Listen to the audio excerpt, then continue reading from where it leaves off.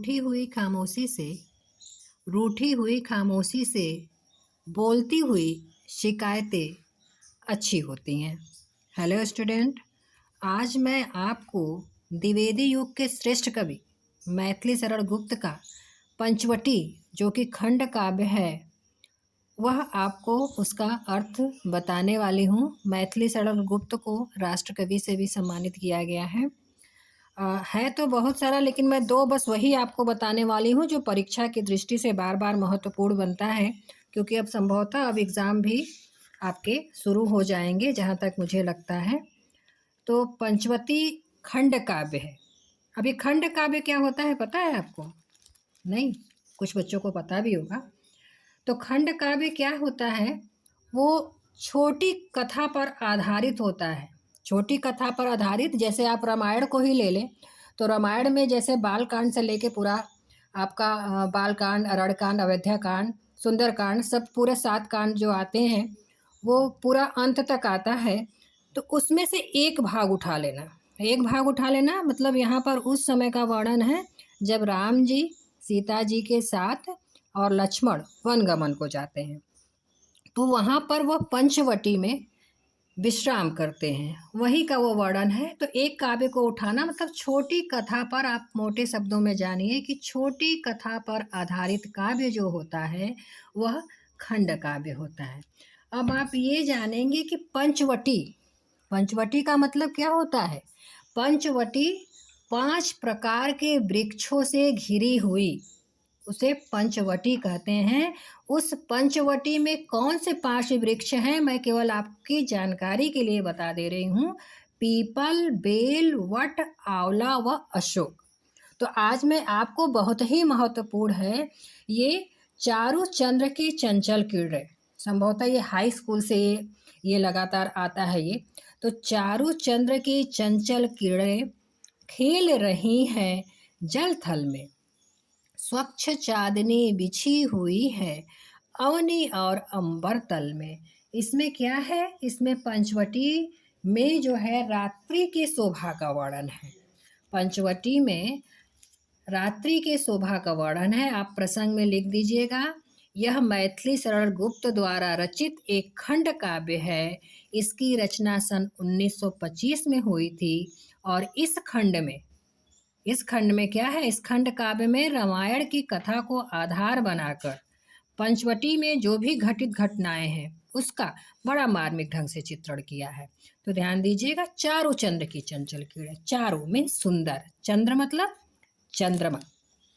तो चारों चंद्र की चंचल किरणें खेल रही हैं जल थल में, चंद्रमा की सुंदर चंचल किरणें। शब्दों पे ध्यान देंगे तो बड़े आराम से अर्थ निकाल लेंगे। चंद्रमा की सुंदर चंचल किरणें खेल रही हैं, मानवीकरण किया है। खेल रही हैं का मतलब फैली हुई हैं, कहाँ तक? जल से लेके थल तक में फैली हुई हैं।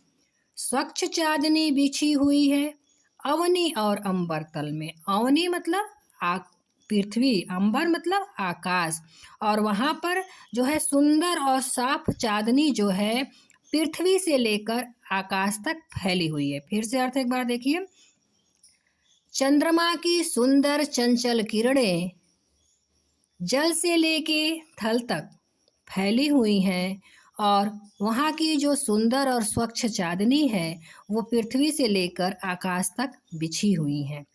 पुलक प्रकट करती हैं धरती हरित तृणों की नोकों से, मानो झूम रहे हैं। मानो आ गया उत्प्रेक्षा अलंकार। पुलक प्रकट करती है धरती, पुलक यानी प्रसन्नता, और वहाँ के वातावरण को देखकर लगता है कि वहाँ की धरती अपनी प्रसन्नता को प्रकट कर रही है। कैसे? हरे हरे घासों की नोकों के माध्यम से। मानो झूम रहे हैं तरु भी, और ऐसा लग रहा है कि मानो तरु मीन्स पेड़, पेड़ भी जो है हवा के झोंकों से धीरे धीरे झूमकर अपनी प्रसन्नता को व्यक्त कर रहे हैं। अब इसमें आप जान जाइएगा कि चारों चंद्र आपका क्या क्या हो जाएगा? अनुप्रास, उत्प्रेक्षा और मानवीकरण। ये आपको काव्यगत सौंदर्य में लिखने के काम आएगा। ठीक है, अब आइए देखिए, ये वाला भी बहुत महत्वपूर्ण बनता है। आपको लगेगा कि बीच का तो सब गायब हो गया, लेकिन अब चूँकि आपको मैंने पहले इसके वीडियो में कहा था कि तनाव लेके नहीं पढ़ना है, हर कवियों को टच कर लेना है, सबके बारे में थोड़ा-थोड़ा जान लेना है। तो अब ये दूसरा देखिए, है बिखेर देती वसुंधरा। हाँ, आप एक बात ये भी कह दूँगी कि अगर आपको किसी और का भी जानना हो, व्याख्या नहीं समझ में आ रहा, तो आप हमसे पूछ सकते हैं, तो मैं वो आपको बता दूँगी। फिलहाल ये दूसरा देखिए, है बिखेर देती वसुंधरा मोती सबके सोने पर, रवि बटोर लेता है उनको सदा सवेरा होने पर।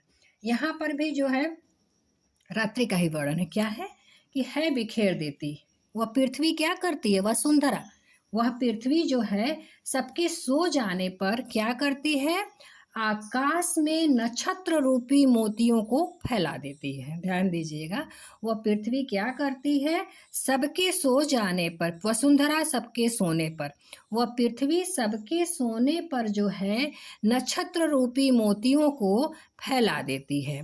फिर आगे क्या होता है, रवि बटोर लेता है उनको सदा सवेरा होने पर। और जब सुबह होता है तो क्या होता है, सूर्य, रवि सूर्य जो है उनको अपने पास बटोर कर एकत्रित कर कर रख लेता है और विराम दायनी अपनी संध्या को दे जाता है। फिर पुनः वह क्या करता है, पुनः भी वह सूर्य जो अभी तक मोतियों को बटोर कर रखा हुआ था, वह नक्षत्र रूपी मोतियों को जो है संध्या रूपी सुंदरी को, संध्या रूपी सुंदरी मानवीकरण, संध्या रूपी सुंदरी को देकर अपने लोक चला जाता है। फिर क्या होता है, शून्य श्याम तनु जिससे उसका नया रूप झलकाता है। तो उन मोतियों को धारण करके, उन मोतियों को धारण करके जो सूर्य जो है संध्या को देता है, तो उन मोतियों को धारण करके जो संध्या रूपी सुंदरी होती है, उसका जो श्यामल रूप होता है वह झिलमिल झिलमिल करता हुआ और सुंदर हो जाता है। कहना चाहते हैं कि उस मोतियों को पाकर संध्या रूपी सुंदरी जो है और सुंदर हो जाती है और उसका नया रूप जो है दीप्त यानी प्रकाशित हो जाता है।